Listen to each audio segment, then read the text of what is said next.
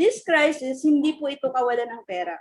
Yung crisis na nangyari ngayon, opportunity to us to grow at hanapin natin saan napunta yung pera. Kasi hindi naman totoo na sa panahon ng crisis nawawala ang pera. Napupunta lang siya sa mga iba't ibang bahagi or iba't ibang aspeto at doon mo siya hahanapin. Maaaring naka-U-Corp yun ngayon. Kasi bakit? Ito po yan. So like example, may pangarap ka, car. Kunwari na lang, 6 million. Savings, alangan na mag-save ka ng 100, di ba? At least may 10,000 ka. Education, of course, kung may pamilya ka, alangan di mo pag-aralin yung mga anak mo, di ba? So pangarap yan ng lahat, magkaroon ng education. House and lot. Siyempre, wala naman, hindi naman po pwedeng paso lang yung bibilihin natin, tataniman natin ng mayana, di ba? So, travel. So, alangan namang may pera ka, hindi ka ta-travel, di ba? Or, simpleng pangarap na lang, hindi na natin magawa, di ba? Marami nagsasabi, Susan, libre naman mangarap eh. Yun po yung pinakamagandang pakinggan. Libre nga mangarap, wala ka pa, di ba? So, paano na lang magkakaroon kung ito nga lang? So, sabihin na natin, ito ngayon yung pangarap natin, 33 million. Balikan mo yung active income mo. Kaya bang to pa rin yung 33 million na pangarap mo? Di ba? Magkano minimum wage ngayon? 535. Provincial wage ngayon, magkano? Parang 300 to 450, something. Sabihin na natin, sobrang sipag ko. Sobrang sipag ko. Hindi na ako natutulog. Grabe, sobrang ano ko talaga kumita. Pero hanggat nasa active income tayo, malabo pa po sa sabaw ng pusit yung pangarap natin. Di ba? Gusto kong makita natin to. Tingnan natin kung totoo yan. So example, naglagay po tayo ng sample. 40 years working time sa isang empleyado, sa isang active income.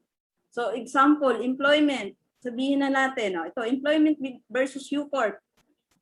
Sabihin na natin, Susan, kumikita ako 20,000 per month.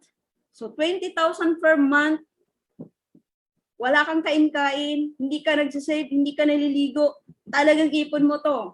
In 40 years time, sa isang taon, tumataginting niya na 140,000. 40 years mo, good news, meron kang 9 million, 9.6 million. So, ang tanong, natupad ba yung pangarap mo in 40 years times? No. Kasi bakit? 9 lang to. 33. Remember, 33 yung pangarap natin. Di ba? So, ganun siya. Kung in reality, kung pag-aaralan mo yung totoong nangyayari sa sitwasyon kung paano tayo nabubuhay, paano saan tayo kumikita, yung passive income ba o yung active income, ito yung reality. So, paano yun mangyari sa U-Corp? Example na lang. Susan, pwede ba kumita sa U-Corp ng 100,000? Yes. At napakarami pong kumikita dyan ng 100,000. Ang nakaraan, 140.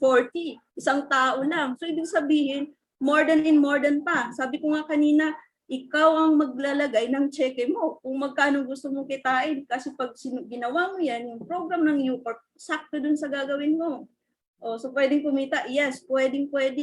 Magkano yan sa isang taon? Good news, tumataginting 1.2 million. Samantala sa kabila, 40 years, 1 year, nasa 140,000. So sabihin natin, 8 years ko itong tatrabahuin para makuha ko yung 9.6 million. Just imagine, matutupad mo ba? Yes, kasi bakit 8 years? So minus mo sa 40, may another 8 years ka ulit, another 8 years ulit. Matutupad mo ang pangarap mo. So yun po yung reality na gusto nating makita, maipaano doon sa mga kababayan natin, na lalong-lalo na po sa mga bagong join.